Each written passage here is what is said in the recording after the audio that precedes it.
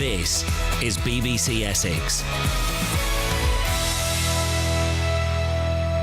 Good morning to you. This is going to be an interesting story and I'd love you to react to it. But just to make it clear, I'm going to be careful with my language with this next story. Is the word yid offensive or anti-Semitic? It's a word that Tottenham Hotspur fans will undoubtedly be familiar with, as it's been chanted at them by supporters of other clubs for years, often with obscene and abusive language. It's also used by Spurs fans themselves. It's actually short for Yiddish, which is another word for Jewish. The football club itself, Spurs, which has many Jewish supporters, has been asking its fans what they think. With me this morning is Essex Spurs fan Mel King, a student of the University of Essex, and Peter Baum, a committee member of the Orthodox Jewish community, the Southend Westcliff Hebrew congregation. And they both join me now. Good morning to you both. Mel, can I start with you, please? Thanks so much for joining us. I'm going to be really careful with using the word because some people do find this offensive in this context. So do you think it's offensive when you hear it? Well, I just think a lot of people are unaware of what the word actually means and the fact that it is a derogatory term to use instead of someone who's a Spurs fan or a player. So I think the word itself isn't actually that bad. It's just the context that it's used in. OK, so depending on the context, do you find it offensive? It is offensive, yes. It is offensive to use because it's said in a derogatory way. So rival fans say the word and use it in a negative way. So Spurs fans have kind of taken it under their wing to combat the racism towards them, to show that it doesn't bother them, so they call themselves Yids. Yeah, well, I was going to ask this because some communities reclaim words. So the gay community would use the word queer, and now it's even used as a descriptive and an identifier where that was offensive.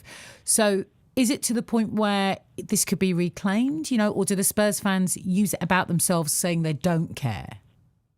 Yeah, I think they do just use it just to say that we're not bothered by it, and they've just taken it under their wing. Is it a point of almost pride to be connected to the Jewish community? Well, yeah. Tottenham is historically a Jewish club, so fans are possibly just using it as a pride to say we are a Jewish club, and no matter what you say about the club and be racist towards the club, we're not bothered. OK. Stay there, Mel. We're going to ask you a few more questions, but I'd love to bring in Peter Baum now. Peter, good morning. Welcome to the programme. Morning, and thanks for having me on. It's a pleasure. So I'm going to use the word again. To you, is the word Yid offensive? I've had a complete change of view on this subject, and I think your questions are absolutely appropriate, and Mel's answers were spot on. I'm a Spurs fan, and up until very, very recently, when the word was used by Spurs fans at the Spurs grounds, it was almost like, as you said, a pride, a badge of honour, an identification by Spurs fans saying that they don't care and they're proud to use the word. In actual fact, it really is very, very offensive, not only through its use by Spurs fans, but more importantly, the fact that it actually gives permission for non-Spurs fans to use the word and chant in a derogatory manner. So the actual use of the word is really, really very, very offensive. And in fact, having looked into this, it's a criminal offence. There are various laws, the Public Order Act of 36, the Football Offences Act of 1991, and the Crime and Disorder Act of 1988, that anyone chanting that word could effectively be charged under any one of those acts. But now, Peter, we're not seeing any arrests. This is not something enacted. No one's doing anything about it. Well, absolutely right. No one is doing anything about it. But imagine this. Imagine if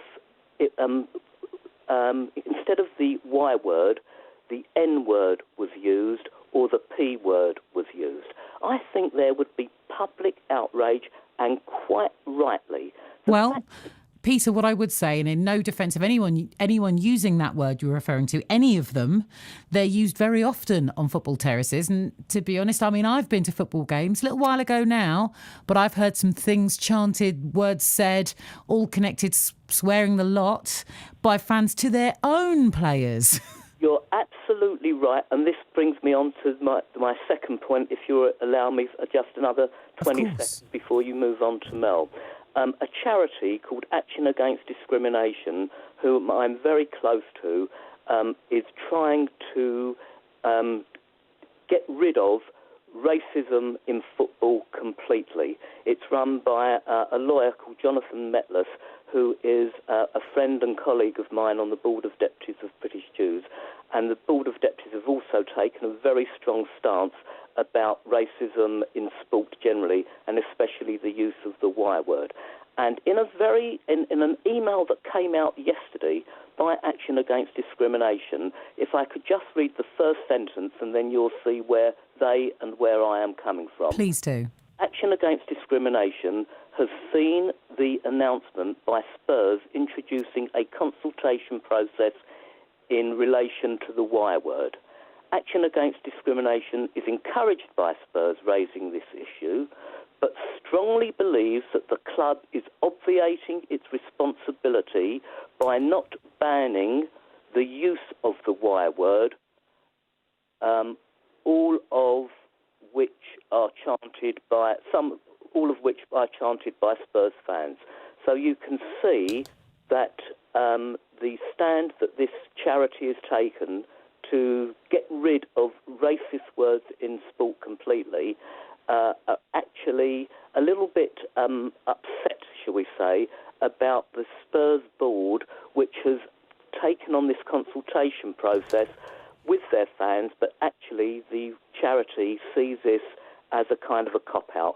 And I am 100% the charity's views on this, and I believe the Board of Deputies of British Jews are as well. Yeah, thank you very much. Peter, there's lots I want to ask you about, and we need to hurry up because I want to fit all this in if we can. So, all right, you're a Spurs fan. You've just explained to us you've been going for years. If it's not banned, will you continue to go?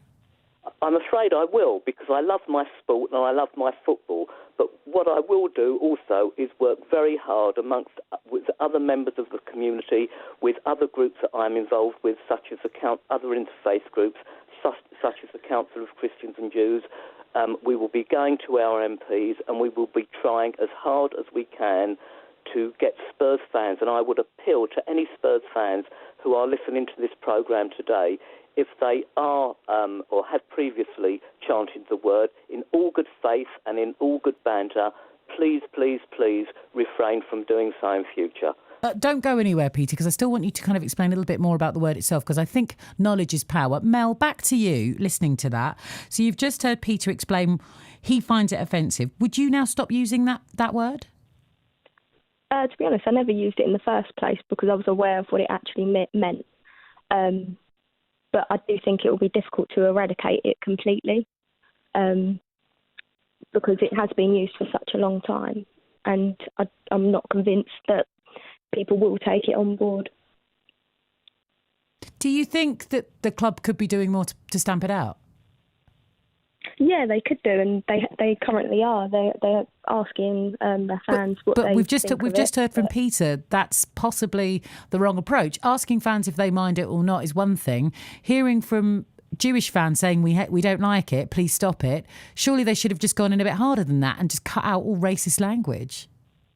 Yeah, they should do, and it's easier said than done. I think sometimes it will take a while, but it is still worth doing. Okay.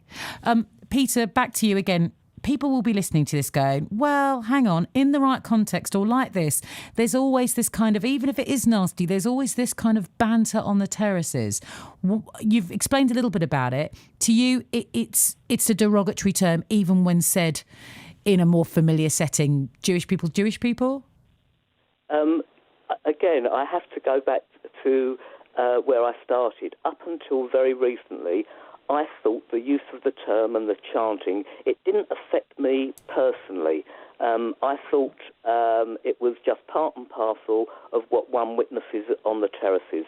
But when one does some research into how it expands into the use of really vehement racial abuse by opposing fans, and if it's acceptable for home fans to use it, then clearly why isn't it acceptable for opposing fans to use it?